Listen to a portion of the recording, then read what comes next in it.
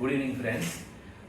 जैसे हमने बात की पटेलोफेमोरल पेन सिंड्रोम, जैसे एंटीरियर नी पेन भी बोलते हैं या आर्थराइटिक पेन, ये दो जो कॉमन क्रॉनिक नी पेन जो बोलते हैं, जो ओवर द ईयर्स मंथ्स रहते हैं। तो ये जो पेन होता है, जो एंटीरियर नी पेन, ये नी कैप के नीचे होता है और ये स्पेशली ये यहाँ पे होता है, बहुत कॉमन है यंगर इंडिविजुअल्स में, जैसे जवान लेडीज में अराउंड 30-20s में भी होता है। तो ये जो होता है वो बेसिकली मसल वीकनेस की वजह से होता है। There are many reasons. बहुत बार ये होता है कि यहाँ के मसल्स टाइट हो गए या ये वीक है, अलाइनमेंट का इशू है, बट वो कॉमन नहीं है। कॉमनेस्ट रीजन इज, सबसे कॉमन जो होता है वो होता है ये हिप वीकनेस, ये जो मसल वीकनेस है। उसके 3 एक्सरसाइज मैं आपको बताऊंगा और ये भी जरूरी है कि क्या नहीं करना है। तो आप अगर ये कसरत कर रहे हो, इसको बोलते हैं डायनामिक क्वाड्रिसेप्स, ये बहुत कॉमनली बताया जाता है पेशेंट को करने के लिए। लेकिन अगर आपको ये नी कैप वाला पेन है, एंटीरियर नी पेन या नी कैप वाला पेन, तो ये एक्सरसाइज आपको नहीं करना है, क्योंकि नेचुरली वहां पे फ्रिक्शन की वजह से ये दर्द बढ़ने का चांस है या फिर रिकवर नहीं होता है। तो पहली चीज करनी है कि आपको ये एक्सरसाइज नहीं करना है। हिप स्ट्रेंथनिंग के 3 एक्सरसाइजेस, सिंपल एक्सरसाइजेस मैं आपको बताऊंगा। यूजुअली मैं क्लिनिकल प्रैक्टिस में मेरे पेशेंट को भी ये 3 एक्सरसाइज सिखाता हूँ और बहुत उससे फायदा होता है। सिंपल है, आप घर में शुरू कर सकते हो। इनिशियली आपको थेरेपिस्ट की भी जरूरत नहीं पड़ेगी। एडवांस लेवल पे जाना है तो थेरेपिस्ट की जरूरत पड़ेगी आपको।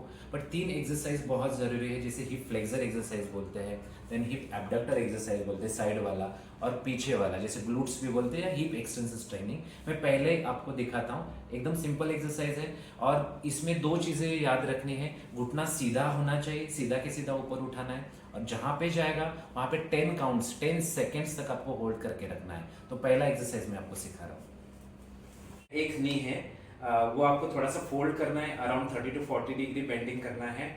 आपको जब भी शुरू करते हो तो हाथ आपको पेट पर रखना है। जो पेट के मसल्स थोड़े से अंदर खींच के रखने हैं, उसको कोर एक्टिवेशन बोलते हैं, वो करना है। एंड अपर बॉडी आपका पूरा रिलैक्स होना चाहिए, हाथ पेट पर होना चाहिए, कोर एक्टिवेशन करना है, पेट को अंदर खींचना है।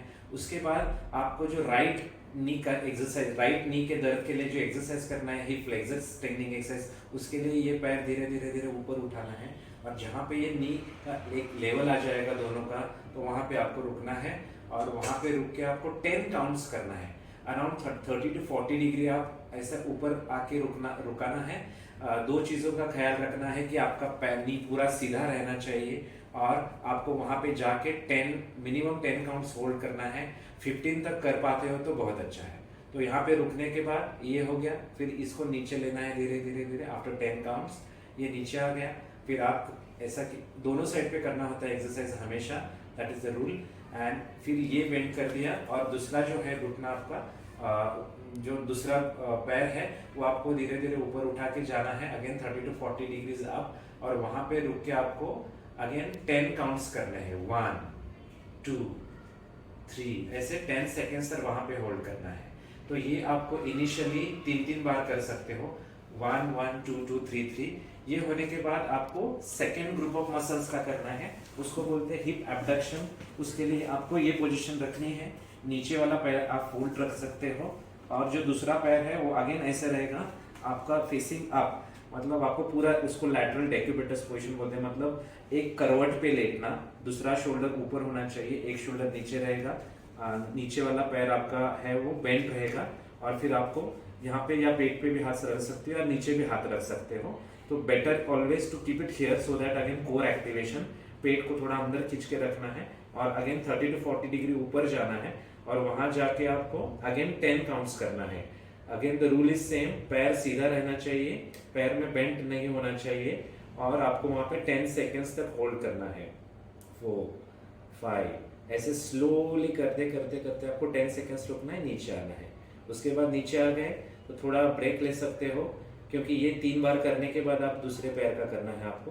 तो फिर से आपको यहाँ पे उठाना है, again 30 to 40 degree up and upper body relax and core activation, ये अंदर खींच के रखना है और ऐसे रुक के फिर अगेन 10 काउंट्स करने हैं रिलैक्स। ये 3 बार होने के बाद आप लेफ्ट के करवट पे लेट के राइट पैर का भी कर सकते हैं। और इस सबसे इंपॉर्टेंट जो है, रिलेवेंट जो है, वो हिप एक्सटेंसर ग्लूट स्ट्रेंथनिंग जो आपको मैं दिखाने जा रहा हूँ। Again the rule is same, आपको पेट पर लेटना है ये टाइम। अपर बॉडी आपका रिलैक्स होना चाहिए। हाँ, अपर बॉडी रिलैक्स है, पेट अंदर थोड़ा खींचना है, और आपको जहां पे knee straight and lift up, ये जिस रेंज में आपका जाता है अप्रोक्सीमेटली 20 डिग्री तक ऊपर जाता है, वहां पे जाके रुकना है। अगेन 10 काउंट्स करने हैं, स्लोली 10 काउंट्स, 10 सेकेंड्स हो गए, देन आप नीचे लाना है और दूसरे पैर का करना है।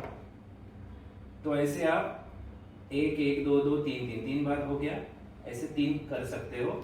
सो माय रिकमेंडेशन इज, आपको इनिशियली फर्स्ट 10 डेज 2 वीक्स तक आपको 3 रेपिटेशन या एवरी 4th और 5th डे पे आप एक रेपिटेशन ऐड कर सकते हो, बट 3 वीक्स तक आप विदाउट वेट, विदाउट रेजिस्टेंस आप कर सकते हो, आपको जैसा सूटेबल है। बट ये एक्सरसाइज बहुत जरूरी है, सिंपल है, आप घर में भी कर सकते हो। And strengthening of hip is very important, not the knees muscles.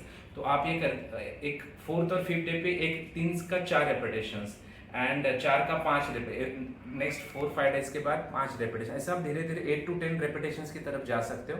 आपको दिन में एक बार ही करना है। मसल स्ट्रेंथनिंग एक्सरसाइजेस एक बार ही करते हैं हम दिन में। स्ट्रेचिंग अगर करना है, जैसे मैंने बोला कि मेल पेशेंट्स में मसल टाइट रहते हैं, हैमस्ट्रिंग्स, क्वाड्रिसेप्स या फिर काफ, वो जो स्ट्रेचिंग है वो आप दिन में 2 बार कीजिए, क्योंकि स्ट्रेचिंग जितना आप ज्यादा करोगे उतना फायदा होता है। बट स्ट्रेंथनिंग एक्सरसाइज करना है तो दिन में एक बार ही कीजिए। और जैसे आप 3 वीक्स के बाद थेरेपिस्ट के पास आप जाते हो अगेंस्ट रेजिस्टेंस, मतलब थेराबैंड से कर रहे हो या फिर वजन लगा के कर रहे हो, वो थोड़ा एडवांस लेवल पे हो जाता है। वो एक बार आप करोगे, वो हफ्ते में आपको 3 बार करना है, ऑल्टरनेट डे करना है। तो इस हिसाब से आप करते जाओगे तो आपको 6 वीक्स to 2 मंथ्स के बीच में एक अच्छा रिलीफ मिल जाएगा, स्पेशली पटेलोफिमोरल पेन या जिसको हम एंटेरियर नी पेन बोलते हैं उसमें। आर्थराइटिक पेशेंट को भी ये एक्सरसाइज का बहुत फायदा होता है। वो अगर अर्ली आर्थराइटिस है तो बहुत बार मैंने ऐसे देखा कि पेशेंट मुझे 5 6 7 8 साल के बाद आ गए और वो बोलते हैं कि आपने जो भी बताया था मुझे खुद ही सिखाया था और मुझे इतना अच्छा रिलीफ मिला कि अभी मुझे नी पेन नहीं होता है। तो ऐसा भी एक्सपीरियंस हमको मिलता है। तो एक्सरसाइज का बहुत अच्छा फायदा होता है। Thank you.